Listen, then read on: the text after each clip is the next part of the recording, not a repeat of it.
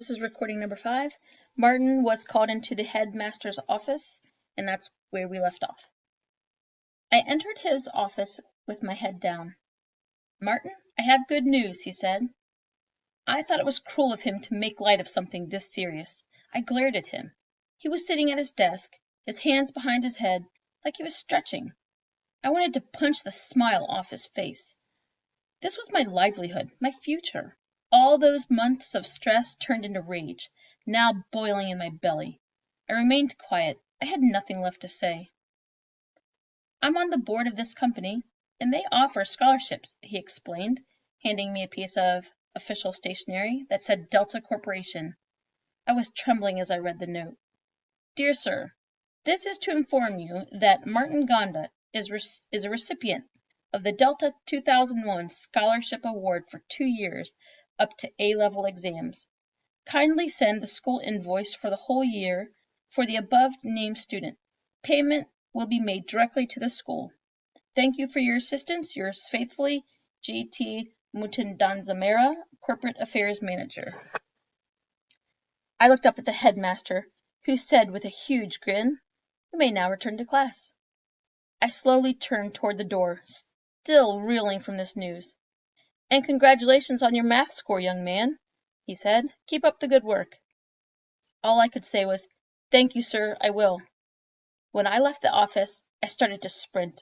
There were so many emotions swirling inside of me, I started running down the driveway towards the main road with the scholarship letter rolled up in my right hand. I felt like the runner who starts every Olympic game. This was my torch and my ticket. When I was far enough away, I started to yell. My cries floated up in the air and caught on the tree branches above, where they startled birds into flight. I kept singing and running, tears now streaming down my face, until my vocal cords started to ache and my lungs felt empty. I slowed to a walk and drank in the country air as if it were a cold glass of water on the hottest summer day. And then I turned around to walk back up to class. All right, now we're back to Caitlin, April 2001. When Martin sent me his O-level scores, I wanted to make copies and hand one to everyone who doubted him, and me. "Remember the grifter scam artist kids from Zimbabwe you warned me about?" I'd say in my revenge fantasies. "Well, guess what? He's got 9 A's on a national exam. All A's." Then I'd whip out his report card and say, "See?" I never once doubted Martin, and so I wasn't in the least bit surprised that he did so well. And now that my mom finally figured out how to send him money safely, I could focus on being 16.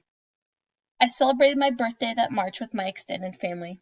My grandparents from both sides came, as did several aunts, uncles, and cousins.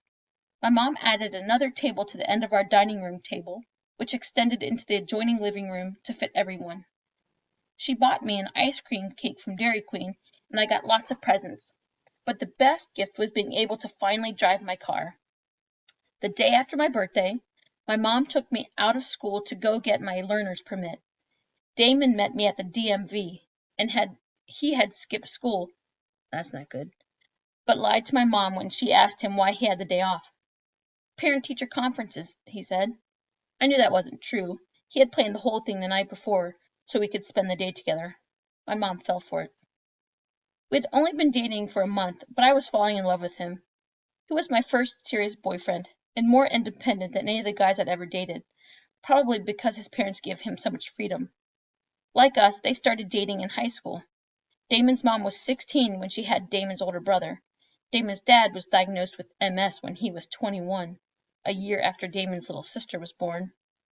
His mom was so busy taking care of his dad that Damon was the only guy I knew who could cook dinner, wash his own clothes, and make sure his little sister did her homework. He also helped teach me how to drive, which I'd been doing for a month when I received more good news from Martin. He wrote that he had won a scholarship to a prestigious private school 200 kilometers north to Mutare, in a town called Nyanga. I pulled out the new Atlas of Africa that my mom had bought. I had already circled Mutare and Harar on the Zimbabwe page. I wanted to circle Nyanga, too, but no matter how hard I looked, I couldn't find it. Neither could my mom. "It must be really rural," my mom said. Martin also wrote in his letter that he was even more serious about going about coming to university in the United States. That news made me want to do cartwheels and a backflip. I read that section of his letter out loud to my parents. "Can you imagine," I said, "we'd finally get to meet him?" "I can," my mom responded. "Lots of international kids come to school here. Martin is so bright, I'm sure he could even get a full scholarship." He sent the list of universities he was interested in applying to, which included Harvard and the University of Pennsylvania. He asked me to contact each to have application material sent to him at his new school. "That will be good practice, Caitlin," my mom said. I was halfway through my sophomore year, which meant I needed to start thinking about college myself. At the time, I was thinking about pursuing a degree in technical education. It was my favorite class. We did mechanical drawing using a computer-based program called CAD. It came so naturally to me that my teacher encouraged me to consider it as a career. That was the first time I even thought about my life after high school. I was in awe of how organized and focused Martin was. In his letter, he said, "My aim of becoming a doctor is to help some primitive Zimbabweans who still resort to traditional medicine and end up dying. My other aim is to increase the number of doctors in Zim because there are few and cannot serve everyone." Inspired, I logged onto our computer to send a few requests on Martin's behalf. I started with Harvard and then let out a deep sigh as I sent the last email. "Everything okay, hon?" my mom shouted from the other room. "Everything is more than okay, Mom," I said as I clicked the computer off. Martin was going to come to school in the United States, I thought. I felt it in my bones. Now we're at Martin, July 2001. As much as I loved going to Marius Brothers, I missed my family. Nation would write every so often to keep me posted on things. Thanks to Caitlin and her family, money wasn't an issue. Knowing my family wasn't going hungry or homeless allowed me to study worry-free. Still, I couldn't wait for the semester break, which started in late July. I was so eager to see everyone, and was all the more disappointed to learn that my mother was not well. She got out of bed to greet me, but then had to lie down immediately afterwards. Nation had mentioned that she was ill in a letter I received a few weeks earlier at school. I was surprised that she had not recovered. Everyone assumed that it was a bad flu or cold, but the following day she did not even get up to make breakfast. Nation said she had been sleeping a lot lately. He was concerned, and she spent 2 consecutive days in bed. After she spent 2 consecutive days in bed, I was too. Malaria and cholera were rampant in Zimbabwe. Both are potentially fatal. I wanted to get her to the hospital as quickly as possible. This was not an easy task. The closest clinic was only 5 kilometers away, but due to a fuel shortage, there were no taxis on the road. I was lucky to get a bus back to Mutare as gasoline prices had skyrocketed, costing 110 Zimbabwe dollars per liter. Even if we had money to spend on a taxi, we couldn't find one. Instead, we borrowed our neighbor's wheelbarrow, which I lined with a blanket for padding. Nathan and I gently placed her on top of it, taking extra care not to startle her, as she winced at the slightest jostle. Everything hurt. She was thinner than usual, and delirious with fever that drenched her with sweat. We covered her with another blanket and took turns pushing. "We must move quickly," I said as my mother moaned in her sleep. If she had cerebral malaria and it entered the brain, it meant permanent damage. The rainy season had turned the roads to mud, which made pushing the wheelbarrow that much more difficult. I was thankful we had Caitlin's boots and rain slickers. While one of us pushed, the other held out our umbrella over our mother. After 2 hours of pushing, I was relieved to finally see the hospital in the distance. We neared the entrance, and I saw that there was a line of at least 50 people waiting to be seen. We joined the end, and I ran ahead to see if there was any chance of bumping my mother to the front. As I walked toward the admitting door, I passed many people who looked worse off than my mother. One woman was limp, almost lifeless, in her husband's arms. An older man was covered in open sores that wept clear liquid like tears. I returned to our spot and told Nation we had to wait like everyone else.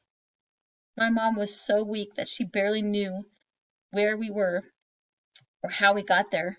She looked so small, almost childlike, curled in the cart. Her breath was so shallow that I placed my hand on her throat several times to make sure life was still pulsing through her veins. It was so faint, I worried that she might die, right there as we waited. If that happened, what would we do? My mother may have been strict and tough on all of us, but she was the spine of our family. We walked upright because of her. Caitlin was the reason I could go to school. My mother was the reason I wanted to. She had to survive. Life without her was too terrible to imagine. Hours later, a nurse confirmed it was malaria. Thankfully, not cerebral. She needed IV fluids immediately. She was so dehydrated that she was at risk of dying without them. But the hospital couldn't afford to supply any medicine. Instead, the nurse told us what we needed, and then we had to secure it. There is a man outside wearing a blue shirt, she said. He sells IVs. She told us to look for another guy in a red bomber jacket who had the pills my mother also needed. Both were selling drugs like people sell fruit or wood carvings at the market. Out in the open, negotiating prices, haggling. If you didn't have the money or something worthy of trading, you were screwed. I had heard that people died all the time because of this. Now I saw how it was possible. Nation and I both knew how lucky we were to have enough money to get my mother what she needed, but we did not mention it, nor did we speak the most terrifying truth. Without Caitlin's help, my mother would have died that day. As soon as the nurse gave my mother the IV and pills, she perked up. It was like giving water to a droopy plant. When she sat up in bed for the first time that evening, I fought back tears. She was going to be okay, but needed to spend another 2 days in the hospital to gain back strength. Nation and I returned home with the good news. My father let out a deep sigh. It filled our small hut and escaped out the door, taking so much tension with it, as if he'd been holding his breath for weeks. I returned to the hospital the following day with food for my mother, since there was no meal service there either. This time, Simba came with me. He needed to see for himself that she was going to be fine. Nation and I returned the following day with our neighbor's wheelbarrow to bring her home. My mother didn't want to get back in it. "I'm not an animal to be carted around," she said. "Of course not, Mother," Nation said, "but it's a long way home." Finally, we convinced her it was more dignified to ride in the wheelbarrow than on either son's back, the only other option. She complained the entire way home. This made me happy. She was her old self. It meant she was going to be just fine. With her safely back home, I could finally relax. That included seeing my friends and going to the post office, as I had heard there was another package for me. Caitlin hadn't mentioned anything, so I was intrigued. This box was filled with pencils, pens, crayons, glue, and erasers. Caitlin's mom included a note that explained that her students had donated these things. "Take whatever you and your family need and share the rest with your friends and neighbors," she wrote. What a joyous task, I thought. Caitlin also sent another 2 pairs of sneakers. The feelers fit me perfectly, so I gave Nation my beloved Nikes. Simba got the other pair, which meant now we all had proper shoes. Nation did a karate kick in his new shoes, and Simba copied him. I would have done one too, but I was still unpacking. Toothbrushes, shampoo, disposable razors, and a pair of cargo shorts that would impress my wealthiest friends in Nyanga. I couldn't wait to show them off when I returned to school. The most fascinating gift was a container of bright orange powder called Tang. The instructions said to mix it with water. My father got a cup, and Nation went to fetch water from our jug beneath the bed. Following the directions, I spooned 2 scoops into the cup, added water, and stirred. Lois put her nose to the cup, and I said, "It smells like Starburst." I handed her the cup to have the first sip. "Tastes like it too," she said.